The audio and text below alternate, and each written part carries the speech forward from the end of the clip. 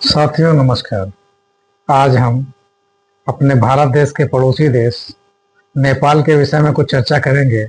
हमारे सामाजिक चिंतन का विषय का मूल उद्देश्य यही रहता है कि जब नैतिकता में गिरावट आती है तो वह अनेक रूपों में दिखाई देता है और उसका बद से बदतर स्वरूप भी सामने आता है।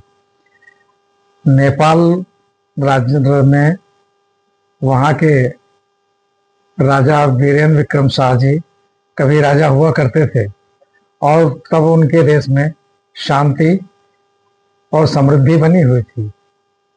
लेकिन उनके पुत्र दीपेंद्र एक हुए हैं। उनकी महत्वाकांक्षा ने उनके राजशाही परिवार की हत्या करवा डाली। दीपेंद्र जो थे वह एक नेपाली कोई राणा नाम की लड़की थी जिससे प्रेम विवाह करना चाहते थे और वहां की महारानी ने उसे मना कर दिया था। नतीजा यह निकला कि उन्होंने अपनी भड़ास निकालने के लिए अपने स्वचालित गन से राज परिवार के 11 लोगों का नरसंहार कर दिया। और जब से वहां राजशाही समाप्त हुई है वहां अनेक संगठनों ने अपना मुंह उठा लिया है और वहां की सत्ता अपात्रों के हाथ में चली गई जिसने कभी राज करने का अनुभव नहीं प्राप्त किया था। अब जब भूखे नंगे लोग शासन पर राजा बन के बैठ गए, भले ही वह प्रधानमंत्री के रूप में ही हो, लेकिन उन्होंने अपने ही पेट को भरने को वरीयता दी और जब भूखी नंगी जनता त्राई त्राई करने लगी, कम से कम 10-15-20 सालों में यह स्थिति सामने आ गई।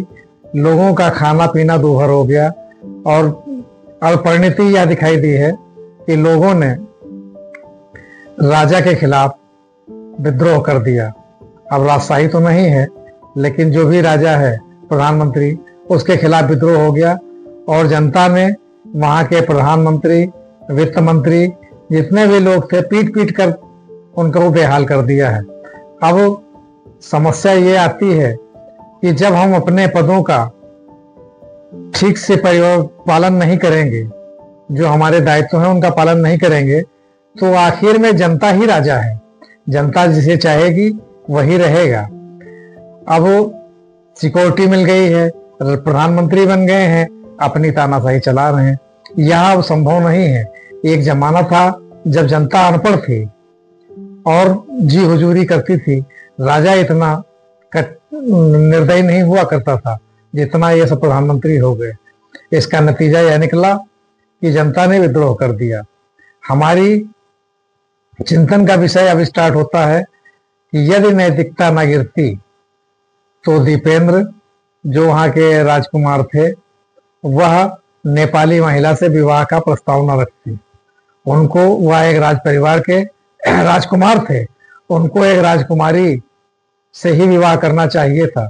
लेकिन उन्होंने अपनी महत्वाकांक्षा को पूरा करने के लिए पूरे राजशाही परिवार की हत्या कर डाली, जिसका नतीजा ये हुआ कि वहां से राजशाही खत्म हो गई और जो लोकतांत्रिक अन्य संगठन पैदा हुए वह राज्य चलाने में सफल नहीं हुए।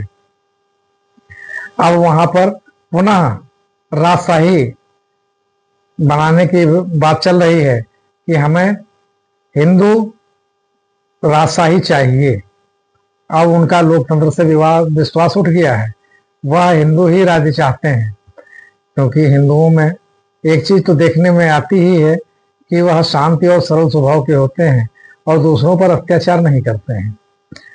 हमारी मुख्य समस्या यही है कि जब हम अपनी नैतिकता से गिरेंगे, अपने दायित्वों से मुंह छिपाएंगे, तो ऐसे ही अनाचार, व्यापाचार, भ्रष्टाचार जैसे तमाम चार प्रकाश में आएंगे और हमारा पतन निश्चित है।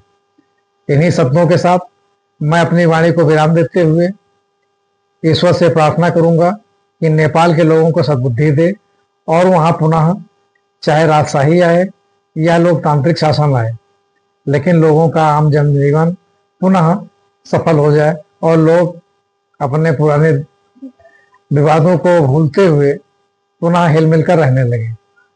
नमस्कार।